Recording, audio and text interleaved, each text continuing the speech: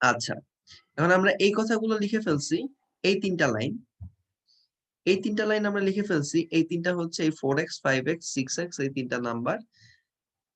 এখন বলছে যে কোন পত্রে কেউ 40 এর নিচে পায় নাই, তাহলে সবাই 40 এর সমান বা 40 এর বেশি পাইছে। তো এই যে তিনটা মার্ক যেটা আমরা লিখছি, 5x মার্ক রমার, 6x মার্কস রমার, কুমকুমের 4x মার্ক, তিনটাই হচ্ছে 40 এর চেয়ে বেশি। তো প্রত্যেকটাই কিন্তু ভ্যালিড কথা। 5x সেটাও 40 এর চেয়ে বেশি, 6x যে মার্কস পাইছে রমা সেটাও 40 এর চেয়ে বেশি বা সমান বা বেশি, বা 4x সেটাও সমান বা বেশি। আমি সমানটা এই পাশে লিখছি কারণ হচ্ছে আমার নিচে দাগটা দেওয়া সম্ভব ছিল না এখানে, সেজন্য এইভাবে লিখছি, greater than or is equals to. But তোমরা তো অবশ্যই নিচেই দিবা। এখন তাহলে প্রথমটা থেকে, এই প্রথম শর্তটা থেকে আমি কি পেয়ে যাই, যে x is greater than is equals to 8। Second শর্তটা থেকে আমি কি পেয়ে যাই, x is greater than is equals to 6.6।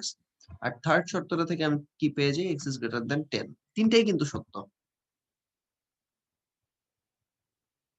কারণ এই 5x ও 40 এর চেয়ে বেশি, এই 6x ও 40 এর চেয়ে বেশি, এই 4x ও 40 এর চেয়ে বেশি বা সমান। তাহলে তিনটাই সত্য।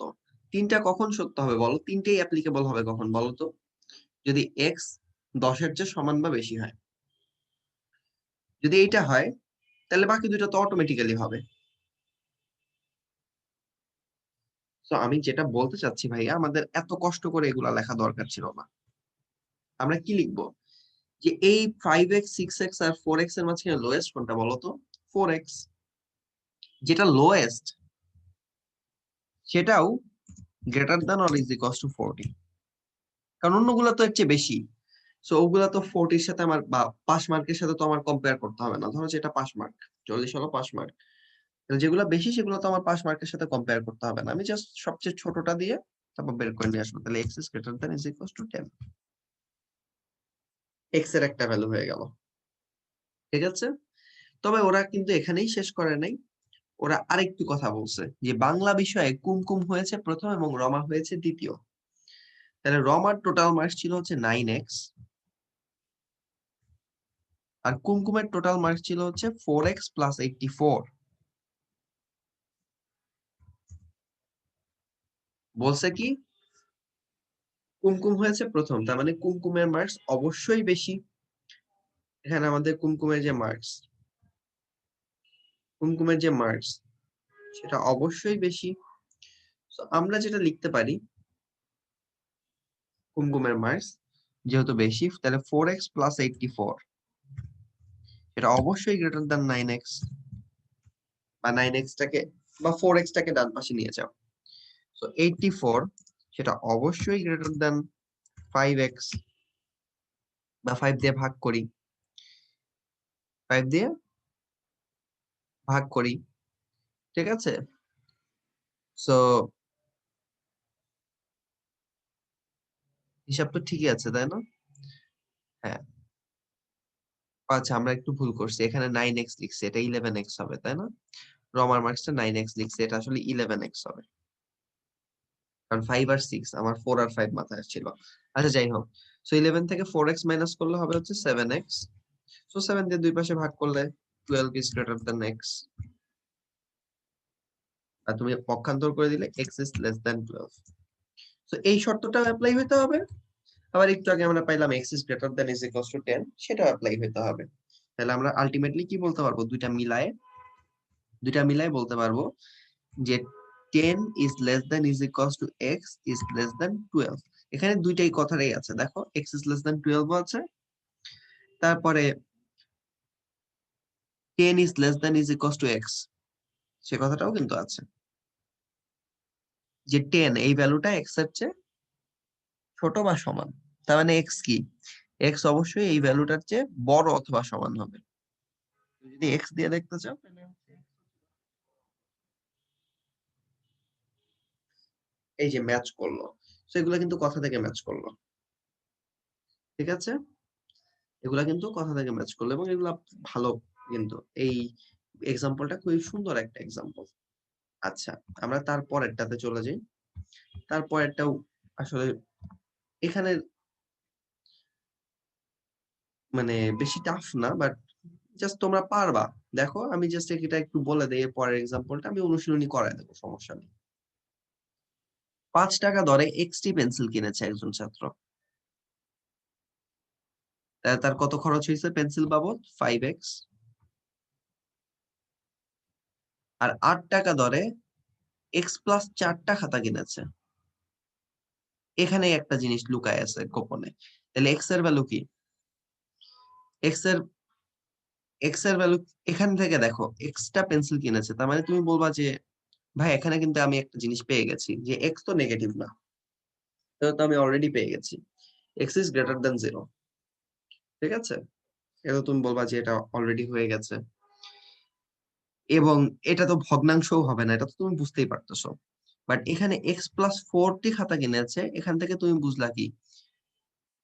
জাস্ট যদি তুমি এটার দিকে না তাকাই, তাই এটা ধরো যে তুমি জানো না যে এক্সটি পেন্সিল কিনেছে, তুমি বলতে যে ভাইয়া এক্স এর ভ্যালু -4 হইলে তো 0টা খাতা কিনেছে।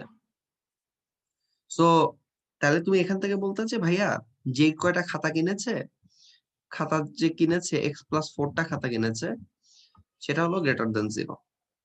তার মানে কয়টা খাতা কিনেছে? 0 এর চেয়ে বেশিটা খাতা কিনেছে। তো তুমি বলতে এক্স হচ্ছে গ্রেটার দেন -4।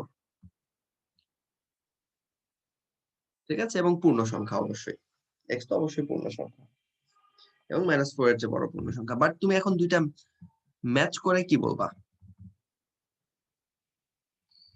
হ্যাঁ, তুমি দুইটা ম্যাচ করে কি বলবা?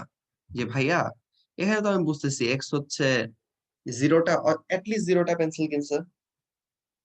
আর তুমি এখান থেকে বলবা যে ভাইয়া এক্স এর ভ্যালু তো যে কোনো কিছু হতে পারে, 0 এর চেয়ে বড় পজিটিভ যে কোনো সংখ্যা হতে পারে, সমস্যা নেই। বাট এখানেই যদি লেখা থাকতো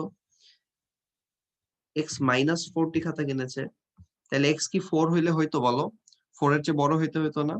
সো তখন এই দুইটা মিলে তুমি একটা ডিসিশনে আসতা যে এক্স ইজ গ্রেটার দেন 4। তুমি এই ডিসিশনে আসতা,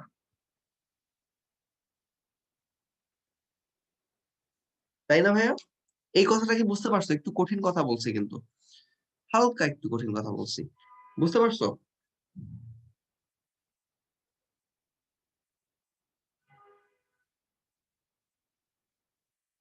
জি। ওকে, সো এখানে তোমার লুকায় লুকায় কিছু শর্ত থাকতে পারে। ঠিক আছে, এই এক্স ইজ গ্রেটার দেন 0, এই এক্স -4 এটাও গ্রেটার দেন 0। সো এই দুইটা মিলে তোমার হচ্ছে লুকায় লুকায় কিছু শর্ত থাকতে পারে, কেমন?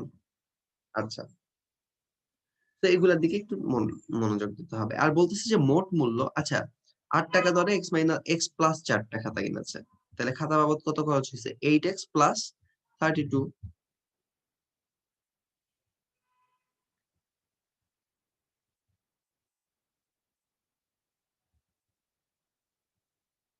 ঠিক আছে, তাহলে মোট খরচ হয়েছে 5x প্লাস 8x প্লাস 32। এখন বলতেছে মোট মূল্য হচ্ছে অনূর্ধ্ব 97 টাকা। মোট মূল্য কত? মোট মূল্য হচ্ছে অনূর্ধ্ব 97 টাকা।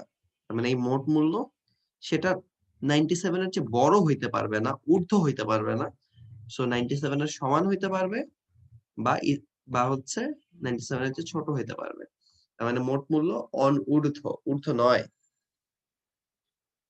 মানে নট গ্রেটার দ্যান। ঠিক আছে, আরো সুন্দর করে, মানে আরো সুন্দর বলতে আর একটু প্রিসাইজ ভাবে বললে অ্যাকচুয়ালি অনূর্ধ্ব বলতে এটা বোঝায় যে মোট খরচটা গ্রেটার দ্যান না। আর গ্রেটার দ্যান না মানেই কি?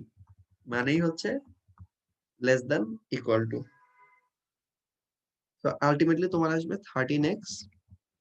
আর 32টাকে যদি ওই পাশে নিয়ে যাই, তোমাদের বই অনুযায়ী দেখা যাচ্ছে যে সেটা less than is equals to 65 হচ্ছে। তারপর উভয় পক্ষকে কি 5 দিয়ে 13 দিয়ে ভাগ দিচ্ছে, so x is less than is equals to 5 হয়ে যাচ্ছে।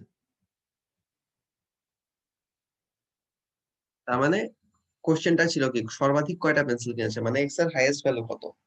এক্স এর হাইয়েস্ট ভ্যালু হচ্ছে 5, কিন্তু এক্স এর ভ্যালু কত আমি যদি জিজ্ঞেস করি, তাহলে এক্স এর ভ্যালু আসলে 0 থেকে তো অবশ্যই বড়, সেটাও ইনক্লুড করে দিতে হবে। এক্স এর ভ্যালু 0 থেকে 5।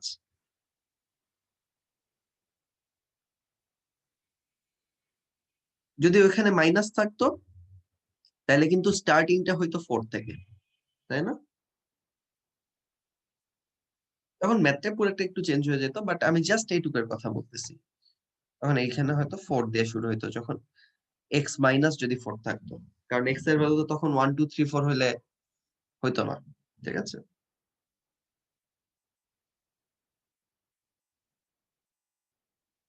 ওকে। সাপোজ ধরো যে এখানে তোমার অ্যান্সারটা এরকম আসছিল। সাপোজ ধরো x is less than is equals to suppose 5.5, কিন্তু 5 এর পরে পয়েন্ট এগুলা তো গ্রহণযোগ্য না, তাই না? তাহলে এটাকে তুমি এভাবেও লিখতে পারতা। এভাবে রাখলেও হইতো, আগের মতো রাখলেও হইতো। বাট তুমি এভাবেও রাখতে পারতা।